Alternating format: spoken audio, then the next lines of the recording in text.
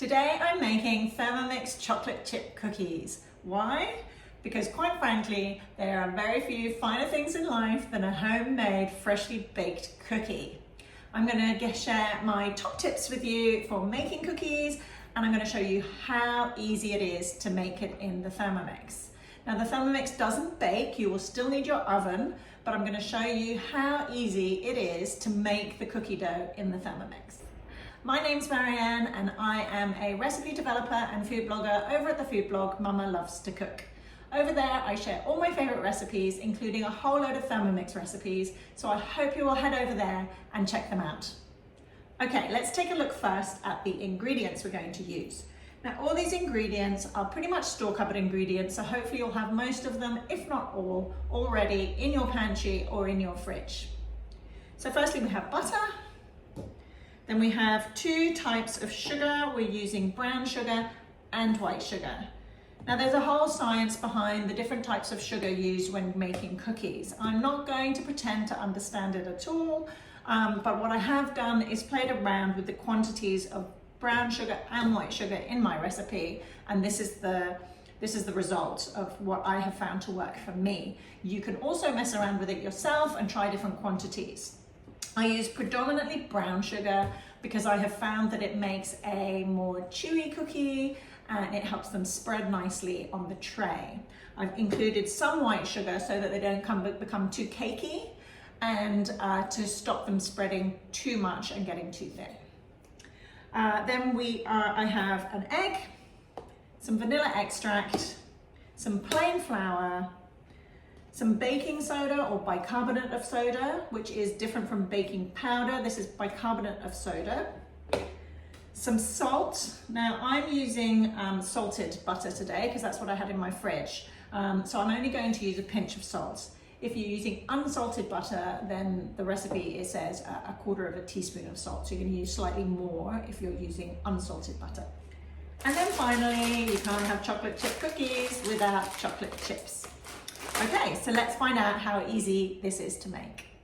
Okay, we're going to start by weighing the butter into the Thermomix bowl. So we're going to swipe across to the scales, and you'll see I've cut the butter up in two small pieces, which will just help it to mix easier. So we're going to weigh, we're looking for 125 grams of butter. It's a bit too much. 126, I reckon that's close enough. And then we are putting in 150 grams of brown sugar. Now I do love how you can just weigh everything directly into the Thermomix bowl. It makes life so much quicker and easier. And then we're going to add 70 grams of white sugar. There we go. Okay, now I'm going to put the lid on and we're going to cream that together for 1 minute on speed 4. Right, so the butter and the sugar are creamed together. I'll just give you a quick look at how that looks now. And now we're going to add the egg and vanilla extract.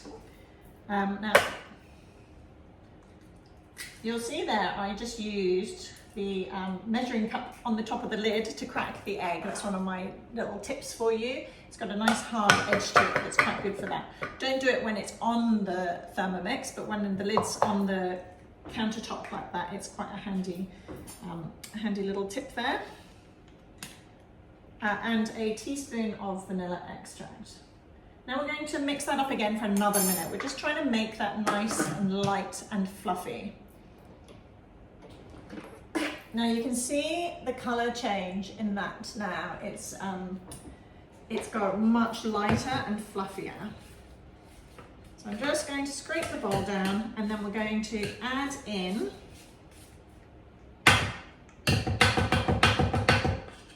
the flour and the baking soda and the salt. So again, we're going to the scales. I'm going to weigh in 200 grams of flour, a teaspoon of baking soda, and a pinch of salt.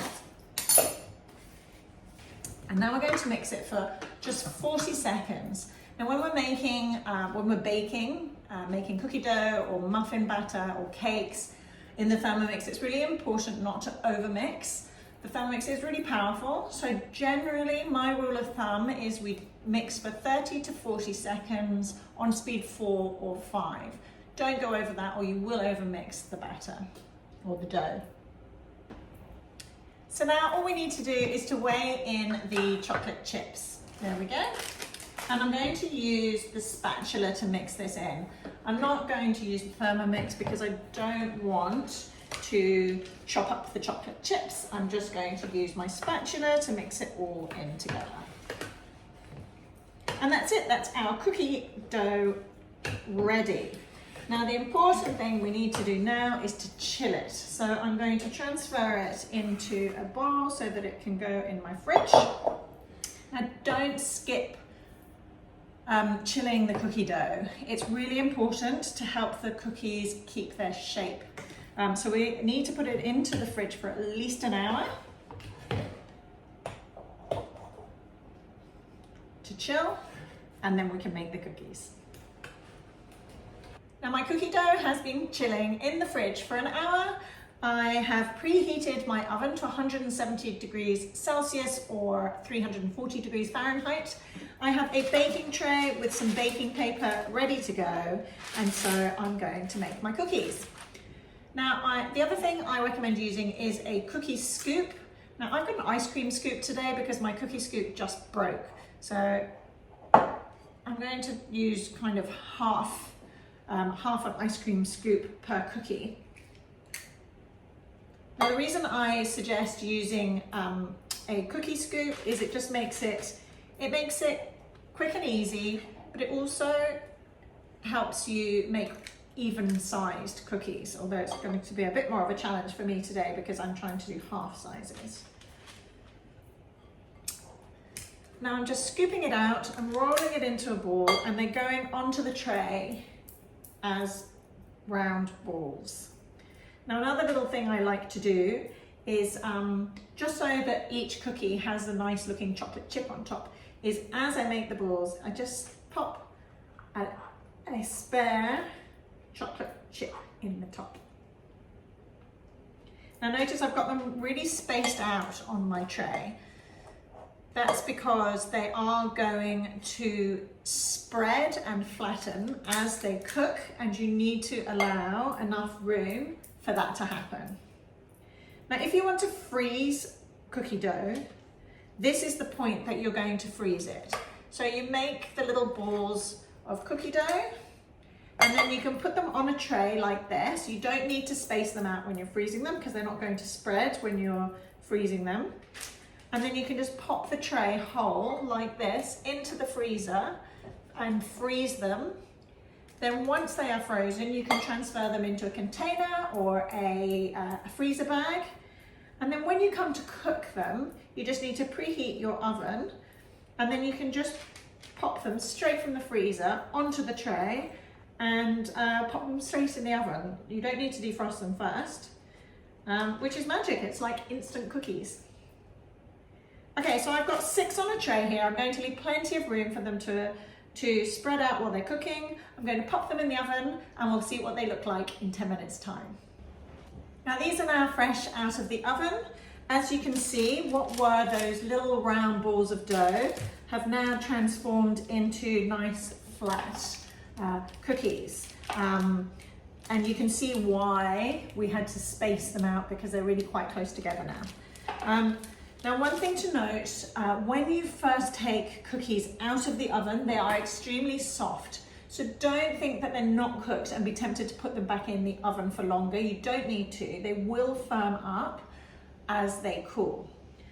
So we're just going to leave them on the tray for 2 to 3 minutes to firm up. Then we can transfer them onto our cooling rack. Right, so I'm just using a slice to transfer my cookies onto the cooling rack, and then I will be ready to make my next batch. Now, one important tip to share is that if you are using 1 or 2 trays and you need to reuse the tray again for your next batch of cookies, make sure that the baking tray cools down in between batches.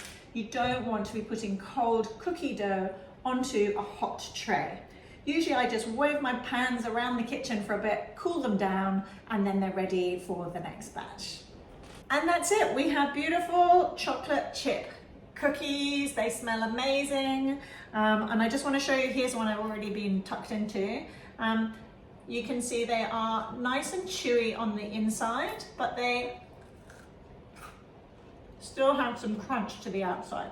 To me, that's the perfect chocolate chip cookie. Crunchy on the outside, chewy on the inside, with lots of nice melted gooey chocolate chips. Yum. Thanks so much for watching. I'm going to pop a link to this recipe down below.